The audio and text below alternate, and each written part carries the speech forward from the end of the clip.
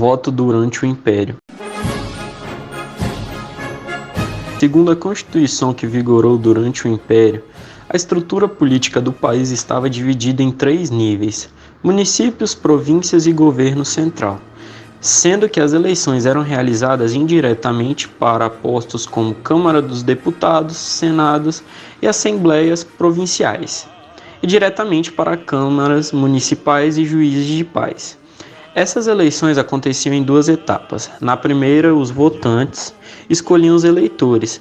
Na segunda, aqueles que tivessem sido escolhidos como eleitores elegiam os deputados e senadores. Para ser votante, era necessário que o cidadão tivesse uma renda mínima de 100 mil réis anuais.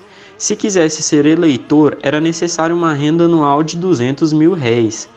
E, para ser deputado ou senador, as somas eram respectivamente de 400 e 800 mil réis. Nessas eleições, podiam votar homens com mais de 25 anos que atendessem aos critérios, não podendo votar escravos e mulheres. O analfabeto pode votar quase que livremente nesse período. Na República Velha, o voto de cabresco e o coronelismo vigoraram durante esse período. O voto de cabresco acontecia porque nosso sistema eleitoral era frágil e fácil de ser adulterado e manipulado, segundo os interesses escusos das elites agrárias.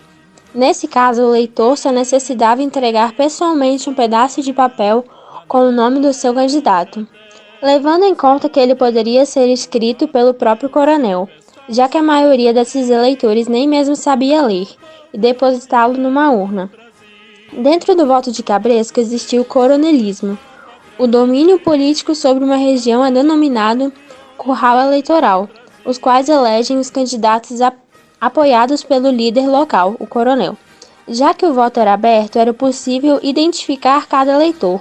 Os votantes eram pressionados e fiscalizados por jagunços do coronel, que usavam da violência física e, em casos extremos, poderiam chegar à morte.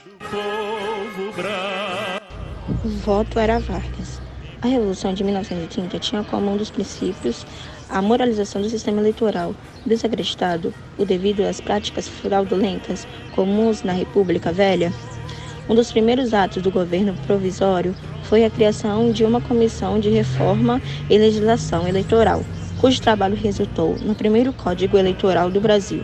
Em 1932, o Código Eleitoral criou Justiça Eleitoral, que passou a ser responsável por todos os trabalhos eleitorais: alistamento, organização de mesas de votação, apuração dos votos reconhecidos, a proclamação dos eleitos.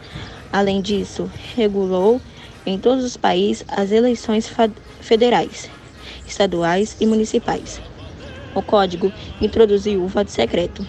O voto feminino no Brasil passou a ser permitido oficialmente a partir do Código Eleitoral de 1932, decretado durante o governo de Getúlio Vargas. A luta por esse direito remonta ao século XIX e está diretamente ligada ao esforço feminino pela equiparação dos direitos entre homens e mulheres.